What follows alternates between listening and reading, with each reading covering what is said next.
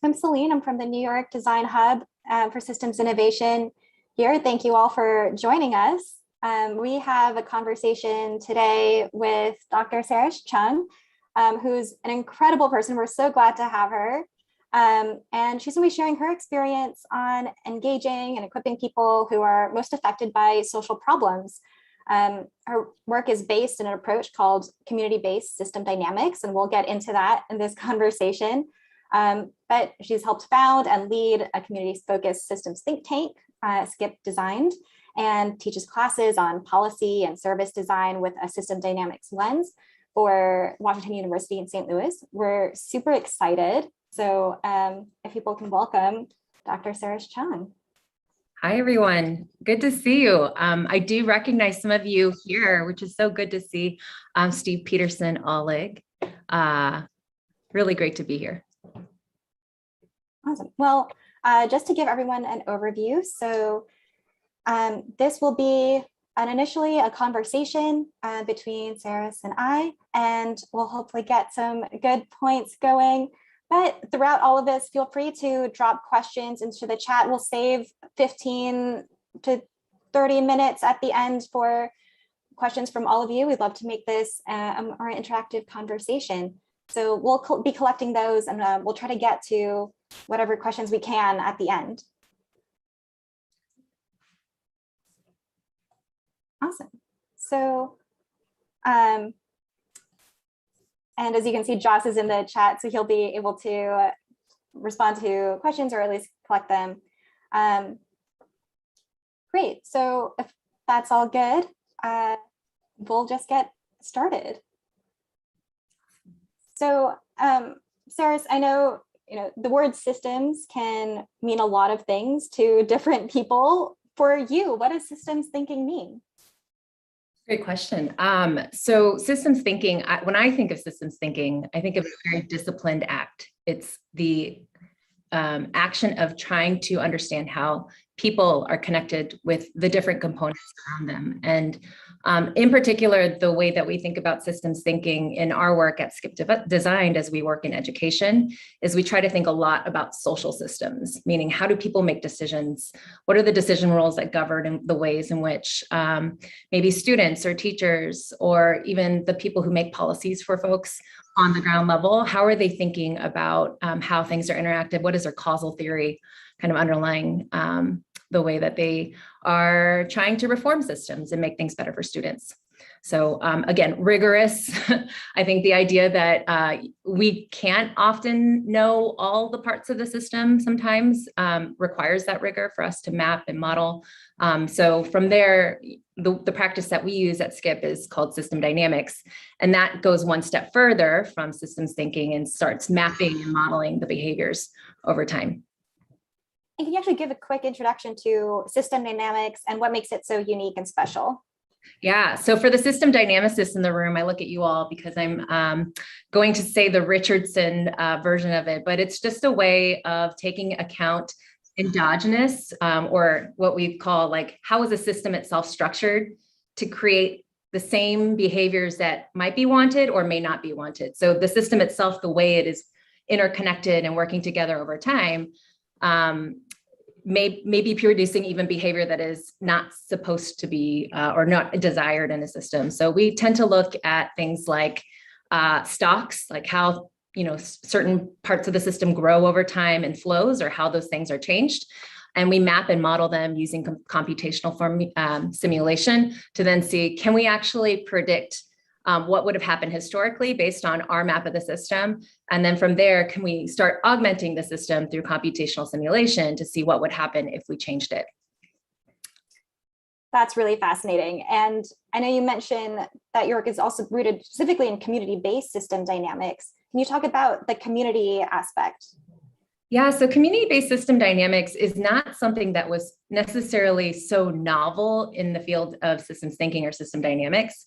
It's really this approach of trying to engage people who are most affected by any particular issue you're trying to address in understanding how the system is structured from their point of view. So for example, when in our work, we talk a lot with parents and students about different initiatives or experiences that they've had in the most recent example is early childhood. So we were kind of given a charge by a partner to figure out how to ensure that all kids who were 0 to 5 who wanted to have access to some sort of high quality early learning environment could actually go to a preschool, enroll, and be there.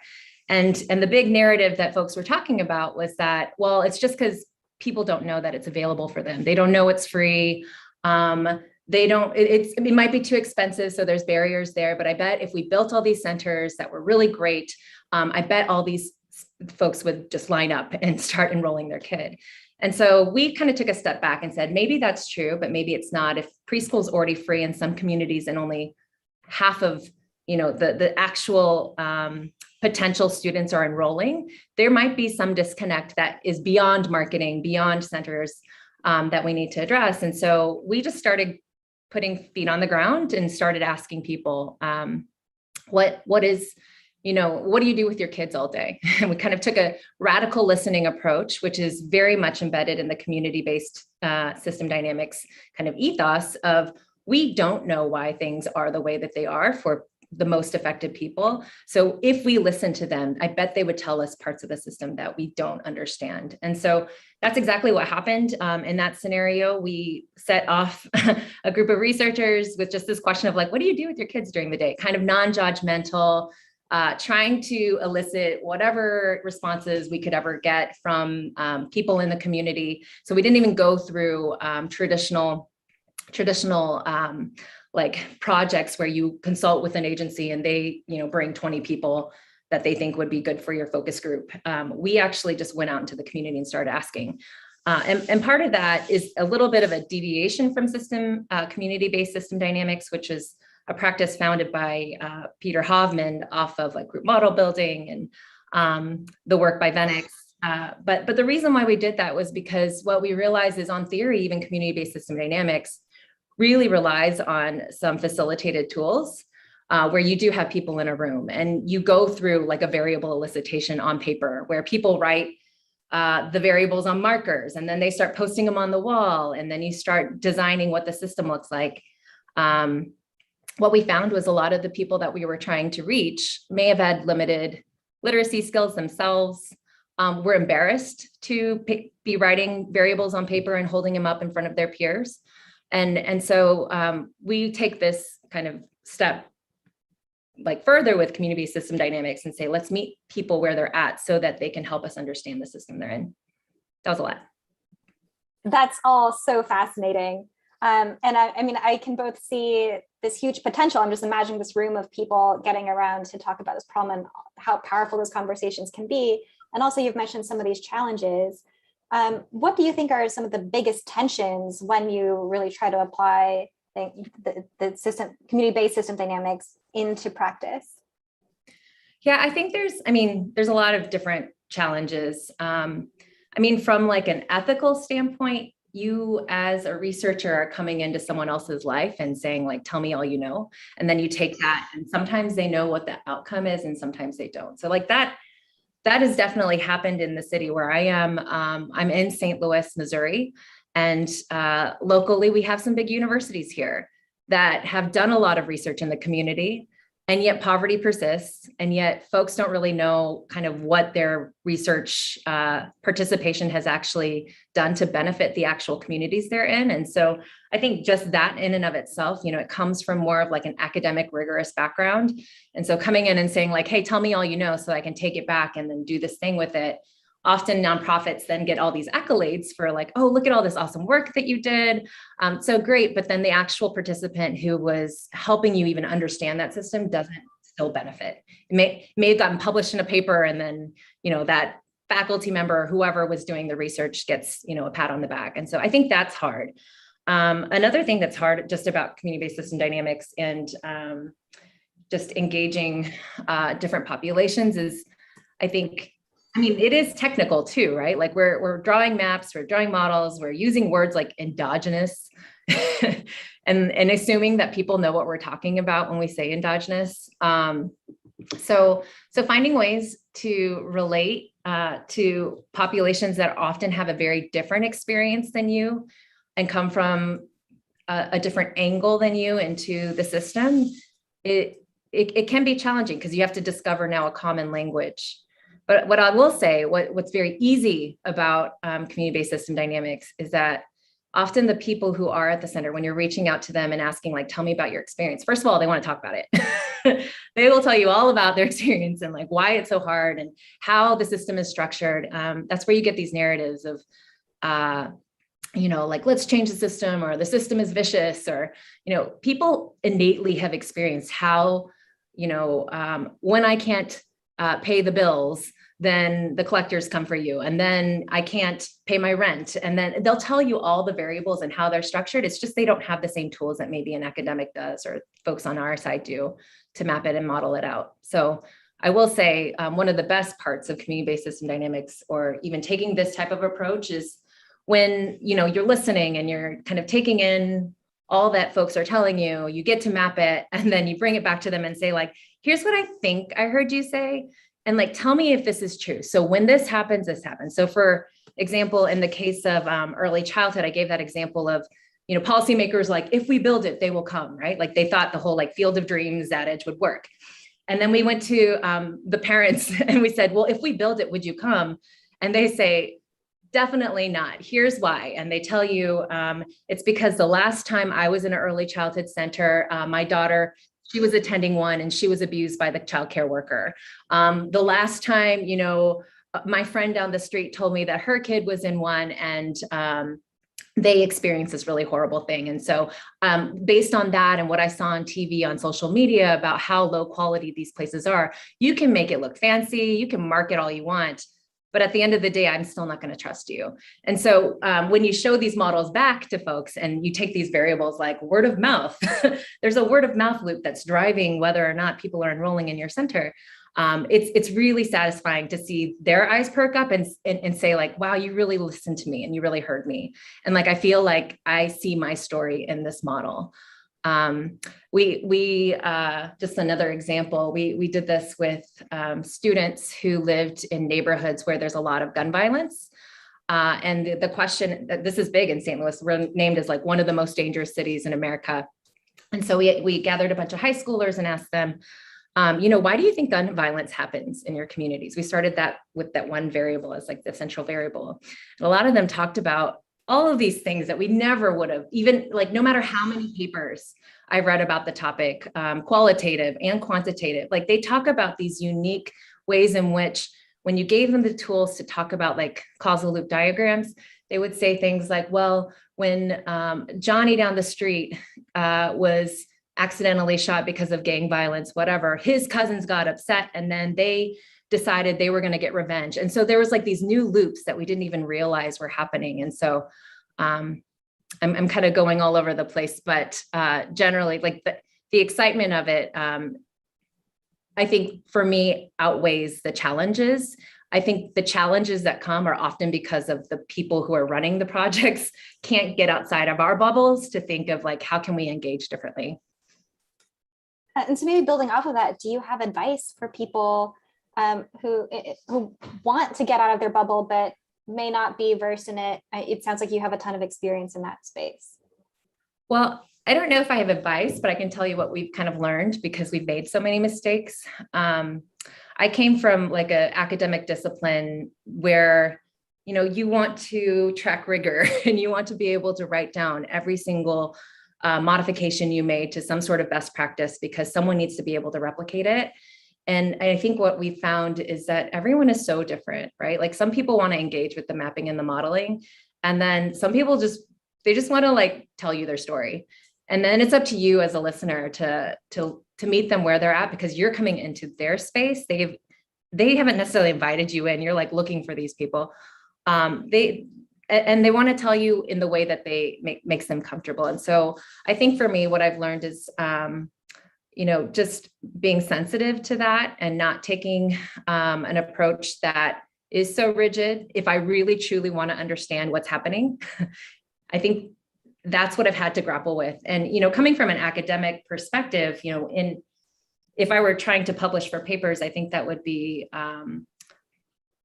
it would be at odds with the goal of publishing a paper and what like reviewers would say, well, how did you do this? Like, how did you replicate it? But I feel lucky enough to be in a place where I have the freedom to just get to the answer. Like, what is the answer? And how are you going to bring people into it? And you've mentioned, this idea of meeting people where they're at a few times. And as you mentioned, you're an expert, but part of this means centering voices and new perspectives that aren't necessarily familiar with systems thinking lingo. When you think about meeting someone in the middle, I think sort of implies that you try to understand their perspective, and to a certain extent, you invite them into, let's say, a systems mapping workshop and so on. What do you think is the minimum that a newcomer to this sort of work would need to know about systems thinking in order to engage with it meaningfully? What is the minimum that they would need to know? I think there's a place just from a personal researcher standpoint or a personal practitioner standpoint where we have to be willing to let go of all our assumptions about what we know. And so let's not even talk about like getting to the conversation, but one of the things that we're constantly reminding ourselves in our practice at Skip is that we think we know, but do we really know? Like, why do we say we know that this is true? Did we actually ask anyone? And I think the higher you get into like a kind of institution or an organization, and like maybe when you were young and like just getting into it, like this, we find this for ourselves at Skip too, is like we are willing to go and have those conversations because we wanted to know.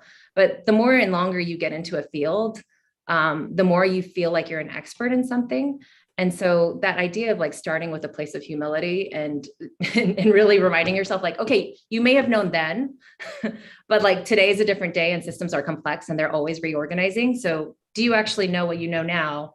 And is that true of today still? So I think just starting first with your own self and saying like, okay, I might know some parts, but I don't know all the parts.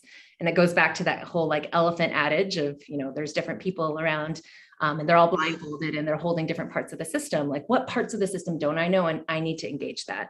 Often we keep asking the same old people to tell us about how the system is structured and what we should do about it.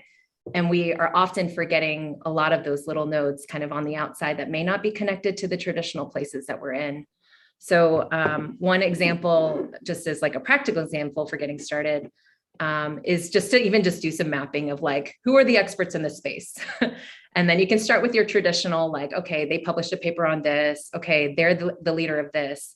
But then you start going to the list of like who interacts in this space, but maybe we don't actually talk with very much. And then you start getting the populations that are often forgotten. And then you can start asking them to help you snowball, like who else should I be talking to for this? That's how we started talking to St. Louis. It's an interesting place because it's often dichotomized as being a Black-white city, which is very true in many respects. But there was a huge population of people that we were missing in engaging, and that was the refugee and immigrant population. And so that was an example of one that they weren't really represented by any of the organizations that we were talking with, but we knew we had to seek them out. And so we ended up finding a community center that works with refugee populations and started just hanging around and asking them questions about what do you do during the day? Where are your kids? Why do you send them where you do? So yeah, it does take a little bit of extra work, but I think our models have become more robust because of it.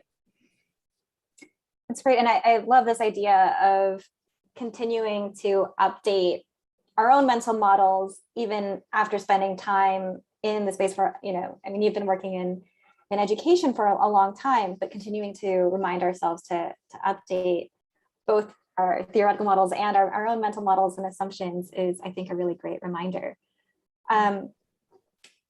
When I'm also just struck by, and I'm going a rogue a little bit here, but I'm struck by some of these conversations you're mentioning. They sound like they can be really heavy topics. And so I'm thinking both about,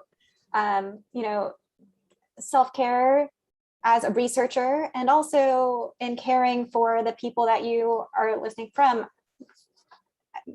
Maybe I'll leave that open as just, what are your thoughts on that space? Are there any learnings or practices that you've developed either for yourself or working with the people that you're trying to engage? I'm really glad you're asking that question because I think for me, there's like two parts. There's yeah, this is heavy for me, but then, yeah, this is also heavy for the person who's sharing. It reminds me of some work that I was doing on my dissertation, where I had done a secondary data analysis and kind of ran a computational model of adolescents who, and this was with secondary data, so I wasn't actually talking to anyone. It was a national study of adolescents who had felt at one point that they wanted to take their own lives. That was a really heavy topic because you're then using computational simulation, using some system dynamics to then understand how people become suicidal, how they actually take their first attempt, how they actually go from their first attempt to actually completing a suicide. And that in and of itself was heavy. I'm in social work. So I think people who are attracted to the field often have like a certain level of tolerance for topics that are maybe hard, but then also need to engage in self-care. So it was hard. I was lucky enough to be able to step away. And that's the privilege of being a researcher. So then when I talk about being on the other end and thinking about, okay, so now I'm interviewing this person because I really want to understand, and we did this. I was like, okay, that was great to do secondary data, but now I'm going to go and talk to people who have experienced suicidal thoughts, and I'm going to try to get it from their perspective. That was not a good idea. I made a lot of mistakes in that space. I didn't realize how raw it would be to not just engage on this idea of like, yeah, I tried, but then to ask them tell me about how you got there. and I was trying to elicit the system structure of how, these feedback loops were interacting in their life. And they're trying to be helpful in telling me about like, well, my family was like this. And then my mom would always do this. And when she did this, and I would do this, and then it would make this worse. Yeah, we encountered some really challenging conversations where we just stopped the project. That is not a published paper anywhere. We just stopped because it was so traumatic for the people that were recounting it, because there was something about telling the system story and seeing it on map that was maybe different than what they had expected or had previously done, maybe even through counseling. I think when I followed up with this one person in particular who was really like, I don't know, I think I did something really bad. She had just shared how seeing it in its holistic kind of system of like how she got to where she was and seeing the dynamics being mapped out. It did something to her where it wasn't helpful. We're okay now. She's okay. But I do think there is something about like, yeah, I can do this as an academic or as a researcher, and it is hard for me, but I am more often than not worried about the person who, after this project is over, still lives in that same system, still has to engage in the same dynamics that are causing them challenges to begin with. That is very heavy. And I appreciate you sharing that perspective. And one thing that it comes up also is you mentioned, there's no paper as a result, right? And I feel like that's it's easy as perhaps as a researcher, I speak just as a practitioner. When you're focused on a project, that's a hard decision to make to stop things, and yet it seems so perhaps obvious or necessary in hindsight when you like zoom out. Mm-hmm. And so trying to hold that tension and being reflective seems like so much of a practice of doing this work, even if it's not part of the theory. Mm-hmm.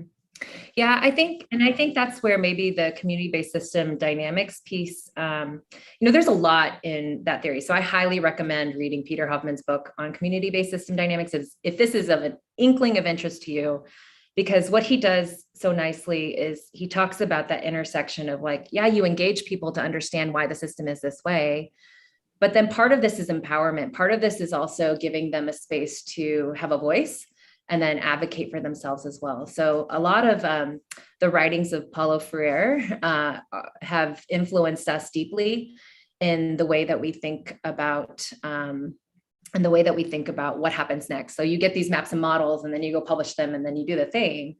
But like, have you really engaged authentically with the people where they're actually eliciting the maps and models amongst their peers. They're the ones that are advocating for change, and then feeling, I don't want to use the word empowered because that it makes it seem like someone had to hand them power for them to actually be able to do this thing, but to at least share resources for them to be able to do it in a way that is liberating both for their community and themselves. So no one's perfected it yet, I don't think. I think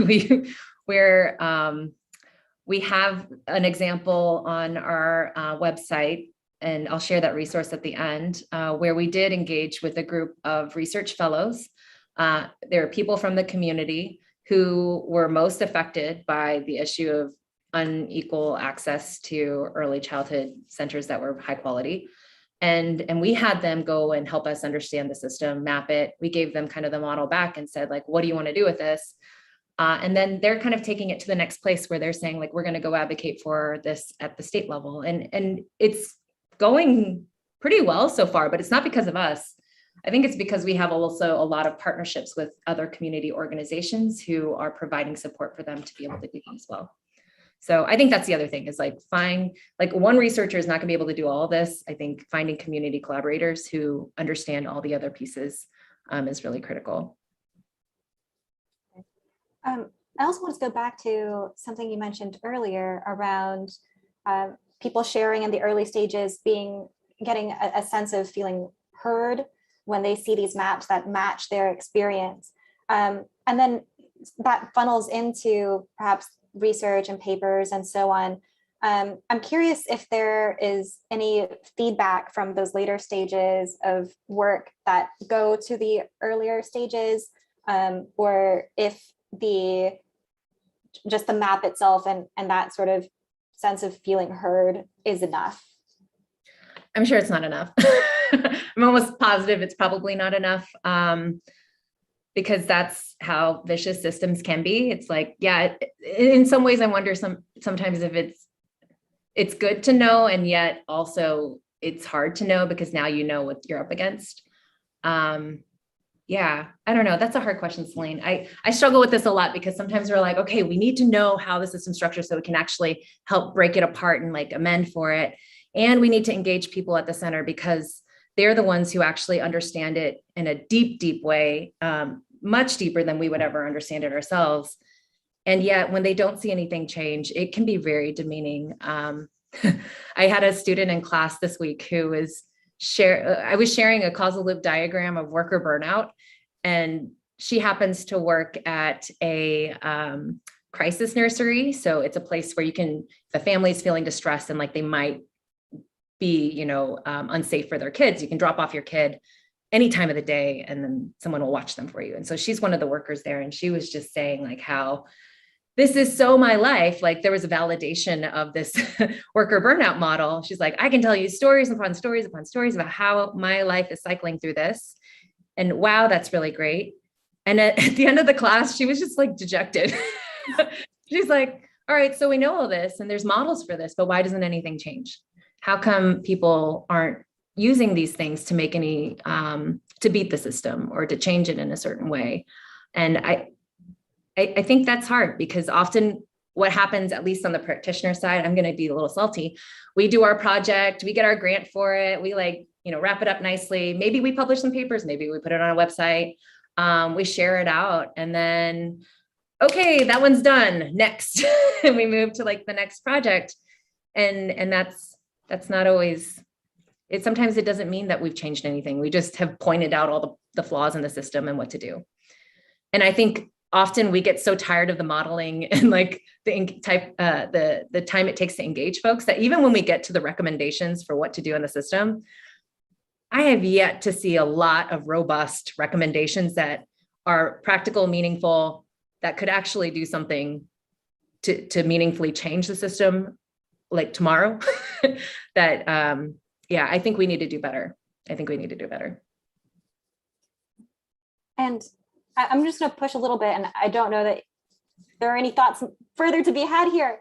But are there, in some ideal world where the work is actually pushed in a productive way, what would that look like? Yeah. So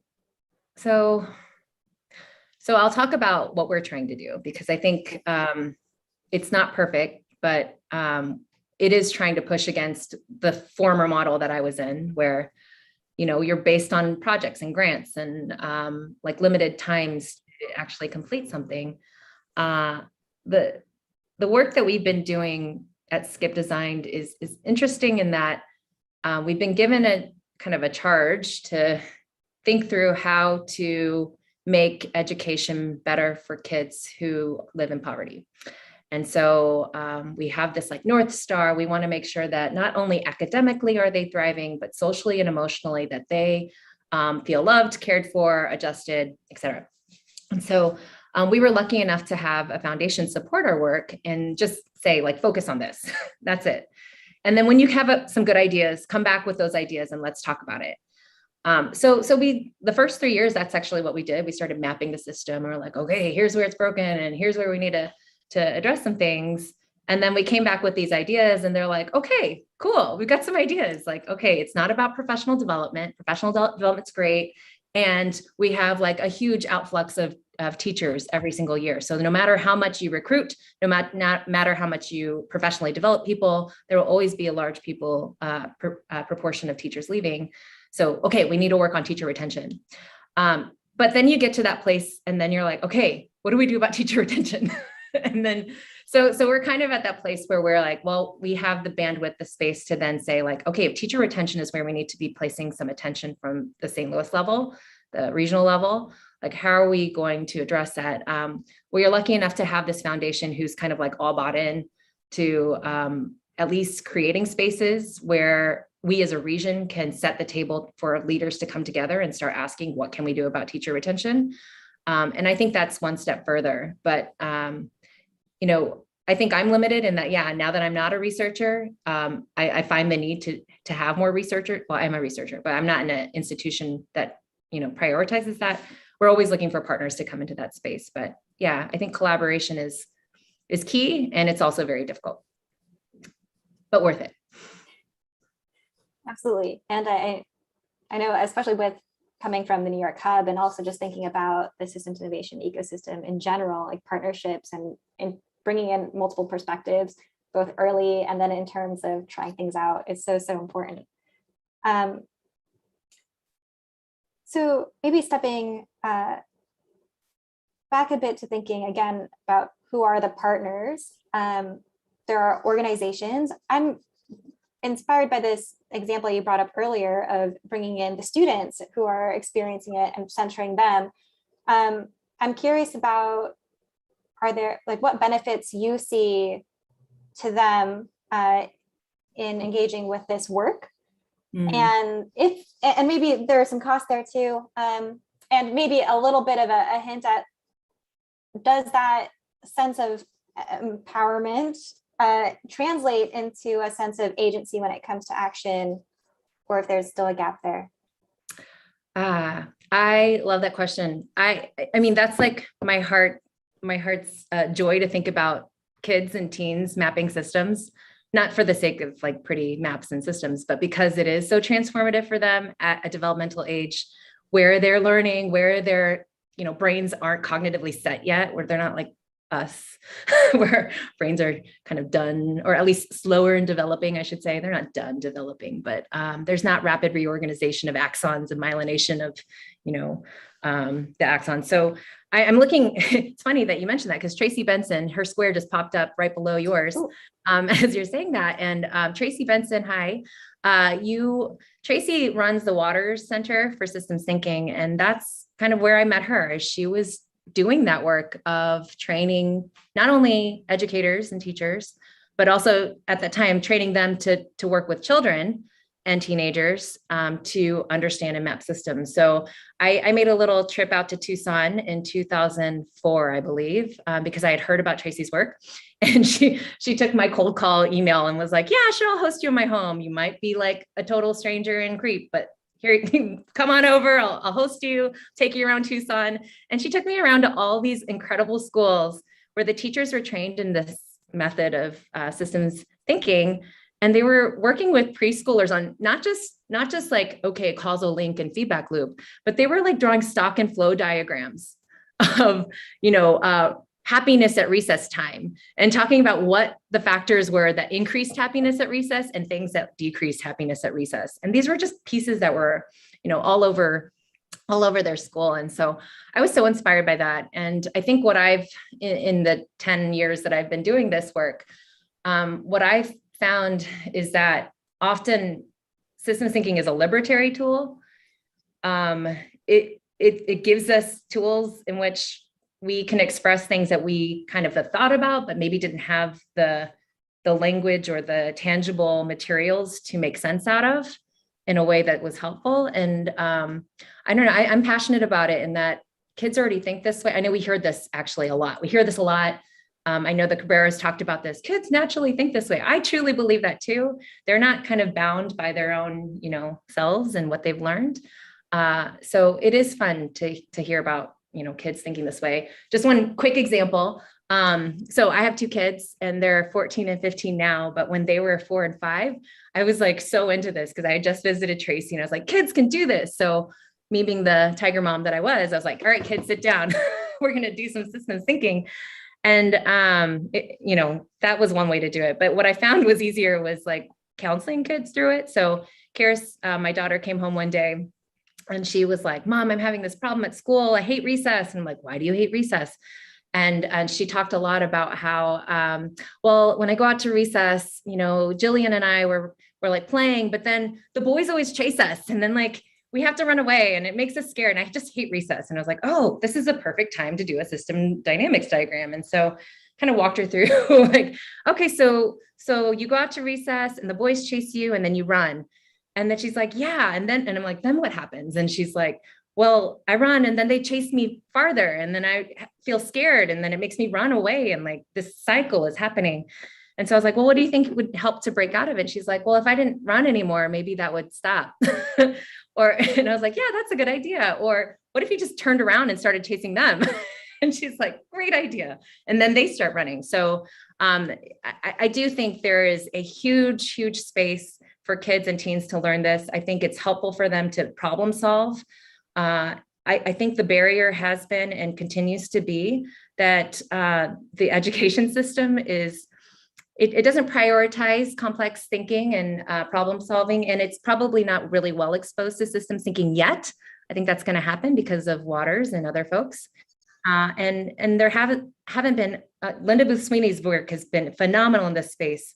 But we do need more like randomized control trials of when kids learn systems thinking, they're able to do X versus like when they're not. That would be really cool to see a psychological study on that. I would love to see that. That's so exciting. And just hearing your enthusiasm and these stories is so inspirational and exciting for me, just hearing it. I'm curious, so you've mentioned that, the education systems aren't necessarily exposed, but in thinking about just engaging young people, I know at the New York Hub for Systems Innovation, we're particularly interested in how do you make systems thinking more accessible to everyone, including future generations. Are there particular challenges that you think are under considered with bringing students and younger folks in? So challenges of bringing them into systems thinking, or just with challenges with teaching systems thinking and so on. Yeah, well, so I think it's going to change because I'm a systems thinker and I see like change over time, right? And I see the amazing people at the Social Innovation Network and this hub, like it's growing, right? You see a lot more people interested in systems than you did before. I think the barriers before is that, yeah, there were only a certain amount of people that were trained in systems and also had the space to be able to create curriculum and teach it.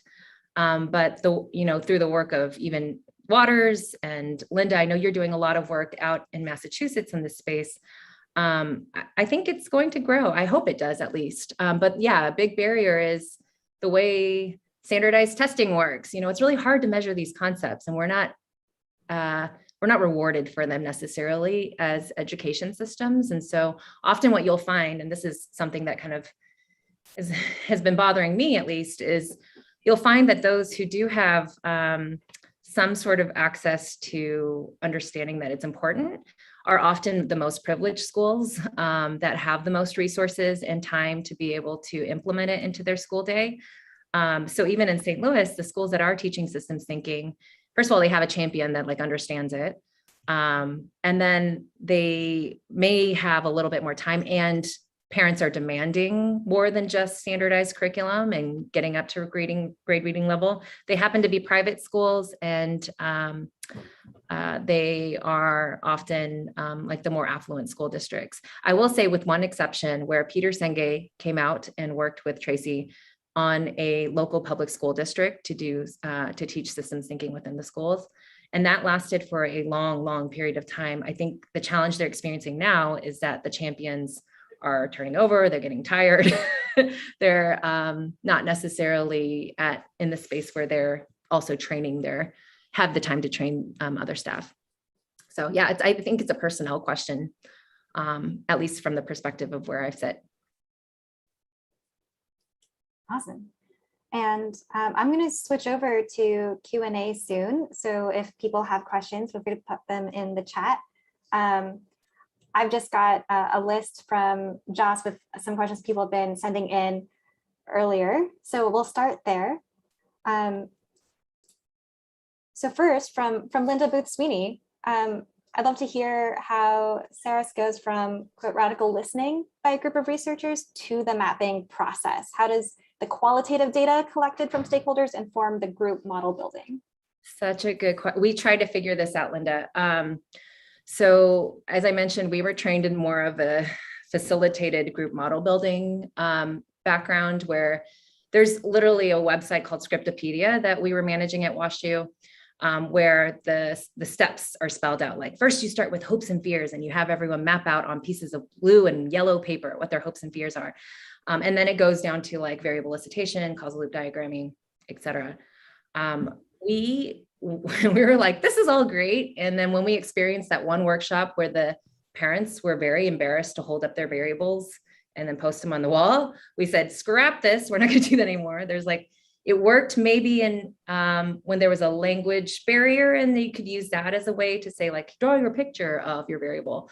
But in an English speaking context where literacy was a challenge, we decided we're just going to interview people and understand. So we did in-depth interviews, and then we transcribed all of them. And then what we did was we had our trained researchers who understand causal loop diagramming and mapping then go through, and we try to create like our own script of, okay, take these themes and like pretend you are that person and like try to understand who that person is. Tell me what the system looks like according to them. And so then we would go around and say like, okay, this person really talked a lot about social media and its effect on their perception of quality in a school, and how that led to them not wanting to attend the school, which leads to like the schools not having resources and therefore less quality. So then we would kind of go around and have them kind of like role play as if they were that person. Mm-hmm. So to that point of radical listening, it required folks to be able to sit in that space and understand, okay, what were they really trying to tell me? I think there's all sorts of flaws with that and lots of challenges, because you don't really know someone's story just because they told you one thing, and social desirability bias, all of the biases can come into play. So we would double check with the people that we were talking with and show them kind of like, hey, when we talked to you last, you talked to us about this particular thing. Like, I'm going to show you a map, but I want to talk you through this. Does this resonate with you, or what are we missing? And so we would do some reliability checks in that way. It's not perfect, but it was better than what we had. If anyone has ideas, please do let me know, because this is something we perennially struggle with. Celine, is it okay to comment, or? Absolutely, dive right in. That's incredibly helpful. Really, I appreciate that, because that's kind of the missing piece, is the empathy, right? From some of the system dynamics approaches, not all, but some. And I think that really starts to get to it. And we're talking about human beings, so the perfect part is okay. But I think it's a giant step in the right direction. And it's a really interesting thing to me to have a few people feed back to, like, does this resonate with you, but kind of translated right in the language of systems. So I have other questions I'll hold, but thank you for that. Thank you. Awesome. And keeping with having this conversation going, Maybe I'll read the questions, but if you are the asker, feel free to dive in, respond, and so on. Another question from Marissa Levine. I hope I'm saying that correctly. I'm hearing that the process needs to be more emergent than forced. Can you talk more about that? So this goes back to just even challenging your own assumptions of what you know and like how you're showing up. So the word emergent meaning like you just need to be willing to change your practice. This was something that Peter always taught me. Peter Hovman always taught me when we were working together is like, and it drove me crazy because I was a meticulous person. I needed to know the program. I needed to know what we'd be doing at 10:20. Is there going to be a water break or not? And it drove me crazy because he did a lot of like, you know, you think about feedback control theory, it's all about understanding like what's happening and changing and pivoting. And I think that goes to this idea of like, to be really good and responsive, sometimes you need to, yes, have the long goal in mind, but also know that you need to be willing to change in order to get there. And it's not just like change because the population is a certain way, but change because someone might be having a day that they don't want to do this. And you might need to reschedule, or you may need to just ask different questions because this is, you know, maybe not in a space that they want to talk about. And so I think that idea of emergent, it is challenging because if you're doing this from the perspective of, I want to be able to document everything that I did, that's going to be sometimes challenging. But yeah, there's so many times in this work where I feel like my mental model about how things would go was completely thrown out the second I entered the room and realized like, oh, I didn't account for X, Y, and Z. And these things are happening. And it's not even just with like populations most affected. Sometimes it's with the policymaker that we bring to the table to understand their perspective. Often they're sometimes the hardest ones to convince too. So I don't know. I think there's a lot there that it just means that we have to be nimble and we have to be willing to challenge ourselves and know that sometimes we're not going to be, I don't want to say like the smartest ones because that's not it, but it's that, yeah, that maybe things won't go as planned. I'm also seeing another question from Stephen Byers, which is in community work, what are effective ways to identify and then discuss possible leverage points for change? Yeah, so we use this script that's on Scriptopedia, and it's called, I think it's called, I forget what it's called, because I'm being asked about it right now, but I'm thinking about it. It has this quadrant and it's like low to high impact, low to high difficulty for implementation. And basically you're trying, a part of the script is you go through Donella Meadows' leverage points and you talk about how, you know, you can change like the number of how much stuff already exists in the system, like a parameter change, and that might change something, or you could restructure the system, create new information loops, develop, break away things that might have existed that you need to change. And so sometimes we'll do that. And then we'll go into this like, well, let's talk about all your ideas and then do low and high leverage. I think the hard thing that maybe systems folks, as we kind of learn in this next phase of, you know, system dynamics, systems thinking, is how to learn from the design thinking folks about user design. I think where they often are well more advanced is in understanding like, yes, this might be the area that needs to be addressed. Like we get that, like, okay, let's tackle teacher retention because that's the thing that needs to be addressed. But then when someone says, how do you tackle teacher retention? And I'm like, I don't know. Like, I don't know what it's like to be a teacher and I don't know, you know, what it means for them. So that's where design thinking methods could be really beneficial as we start asking, like, walk me through your day as a teacher, you know, like, and then designing in that kind of framework. I don't know if that answers your question, but. I saw a thumbs up, so positive feedback. Another question from Manuelito Biage. How should we be thinking about accountability in this space? Can you clarify accountability to whom or? Yeah, I think hi, Saras. This is Manuelito. I don't know why my camera's not working. Maybe that's a good thing. So yeah, because I think you were talking about how here I am.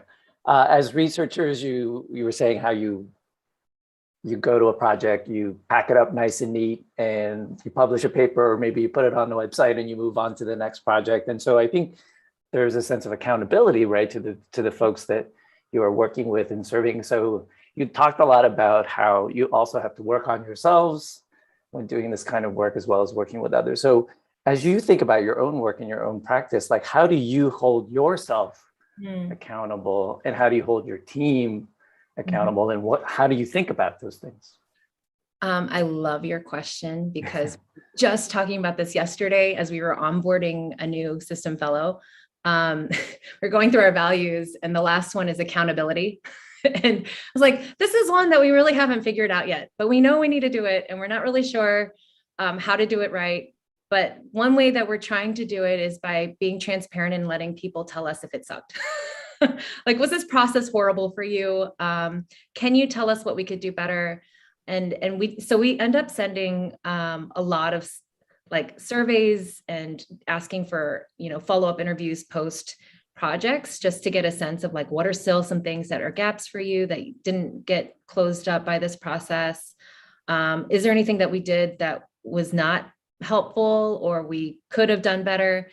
That's one small way to keep ourselves accountable. I think it's the smallest way to keep ourselves accountable. But I don't, it is hard because when I think there's like inherent power dynamics that also probably change the way people interact with us, and maybe they're not being completely honest because they might perceive that there's some sort of ramification. So in some ways, yeah, we need to keep ourselves accountable because folks won't necessarily do that for us, but that also requires us to know what we need to be kept accountable for. And like, I don't know, it's such a good question that I can't answer it. I want to answer it, and I want to do better. But yeah, thank you. Yeah. Well, and I would say one quick thing, like in terms of accountability, I will say my staff are really good about keeping me accountable. they're like, hey, we did this project and we didn't do X with it, or hey, we didn't, give this back to the community in the way that they wanted to see it. So I will say, when you hire people that are also heavy on accountability, it does help. Steve Peterson trained one of our people. So thanks for doing that, Steve, for Rachel Matsumoto. She's really good about asking that question. And it also reminds me of just the questions that we as a community want to be continually asking each other. I think that's a sort of an evolving field as well, or field is a loose word, but going through more questions.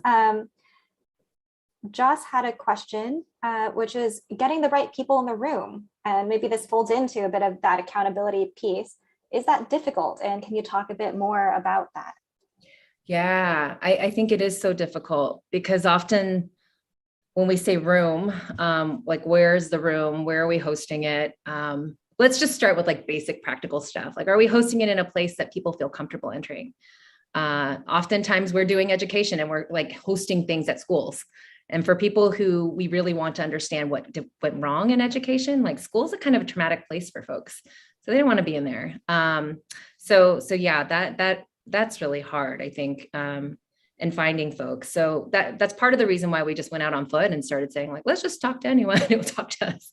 I'm sure we were really great in doing that. It was probably kind of awkward. But yeah, like being able to be accessible in that way, I think is very, very important. Often the people that are hardest to get in the room are the people with the busiest schedules, which often end up being like the decision makers.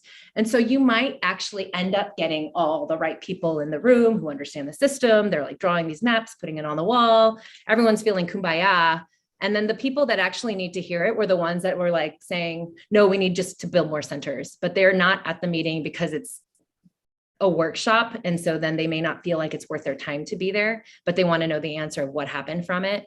That transformative process of even understanding why that group might have been saying we need to do X over Y. like that process all happens within those conversations. And so sometimes that is the hardest piece, is like getting the person who at the end of the day needs to understand why we're saying what we're saying. Yeah, often they're not there or they show up at the end. That's super interesting. And I was going to try to draw a connection to the next few questions, but I think I'm just going to let it be as is. I know we have a limited amount of time left, and so I'm going to combine these next two questions because they both go back to stakeholders and students. So from Linda Booth Sweeney, she asked, what do you think is the biggest benefit of giving stakeholders like youth experiencing gun violence the tools for seeing and mapping connections? And I know we talked about this a bit earlier, but does it help them do something differently? And Kishavraditya says, this conversation brings me back to a chat that she had in another university, or they had another community, which is how children are learning. So how much should they be pre-informed versus how much should be exploratory? So it's a good question. A range of provocations there. Yeah, I think it differs. Like, so that for the last one, how much should they be learning? How much should they just be sharing their perspective or like what they've experienced? I think the goals are probably different. Like if I wanted an objective view of like what people say is the problem with like gun violence, for instance, I would probably, I could work with that person and say like, go do some research and come back and tell me what you learned. But that's not the point of often what we're doing in community-based system dynamics. We're trying to understand that which we don't already know. And so prompting them with like scripts isn't always helpful. It actually hinders kind of understanding what the deeper things might be. So that example of like understanding retaliation loops was something that they just talked about, and they had never studied gun violence. They hadn't, looked at articles before to understand why it's happening. They just talked about how, hey, my cousin said this, and this is what's happening. And that's why that's like that. To the point of like the benefit in that particular example, it's interesting because as students were mapping this together, there's something about the social component of doing this as well. I remember specifically, there was one person who was talking about how, well, it's also accessibility, like we all have someone in our family that has some sort of gun in their proximity. And like, think about, she was sharing like my grandpa in particular, he keeps the gun at his bedside at night because, you're never really sure who's going to come in or break in. And so it's always available. And she said that after she was like thinking about it and how available it was, she went and locked it up, or asked her grandpa to lock it up because she has a little brother that's, under 3 that was in the same household. And so I will say like, no, it's not perfect. Like they don't come out with like this workbook and say like, look at what I learned. But it does make them start thinking about their own environments and changing actions. We also have instances where teens will take the tools and start applying it to other parts of their life that they're struggling with. So a lot of like self-counseling. We hear a lot of like, okay, I applied it to why I keep fighting with my mom. And I realized that this loop is happening. And every time she's stressed out and I ask her a question, that's why we start fighting. And so I'm going to stop asking her questions when, she's doing X, because I know that's what keeps happening. So it may be less tangible, but I think they are taking something from it, even if it's not perfect. And I think we have time for one last question. I don't think we're going to get to everyone. Sorry, but just choosing the one that I'm seeing in front of me from Nancy, actually from the New York Systems Innovation Hub. What have been some successful approaches to enter a school or a school system to discuss testing or teaching systems thinking? I am probably not the expert on that. I think Tracy has a lot of experience on doing that. So I'm going to let her answer maybe in the chat or out loud. But I will say, definitely check into Waters because they figured out a lot more about that. I'm sure there are others that have also done that as well. But Waters is who I'm thinking of. Often it just takes a champion, someone who experienced systems thinking and saw it as being so transformative. And then they say, I want to take it back. So we did do some workshops with teachers through a kind of small collaboration called STEEP. It was Systems Thinking for Educational Equity Partnership. Just gather teachers who said, I'm going to volunteer during the summer for a week and learn how to do some systems thinking. And then it was teachers from all over St. Louis. they did this and then they said, I want to bring this back to my school. And so some of them started incorporating into their classrooms, but it wasn't from a formal level. So check out Waters. I keep mentioning them. They really do great work. I might also just be a fangirl. So awesome. And I know we're at time. Thank you so much for joining us and sharing your perspective and all the learnings from your experience going through this continually changing space. There have been a ton of links in the chat, and Saras, I know you've been mentioning a variety of things. Shout out to the Water Center. So we're going to, so hopefully people have saved the links if they want to. I think we're also going to share links to Saras' various media places. And I'll also put in a link to the New York Social Innovation Hub in case you're curious about any events similar to this, or just curious about connecting with other folks. And thank you all for joining. And it's been really great to see all the conversation. I hope you have found something useful in this hour that you've spent with us. thank you so much, everyone. It's great to see you all. Reach out if you need anything. I'm happy to chat. Thank you.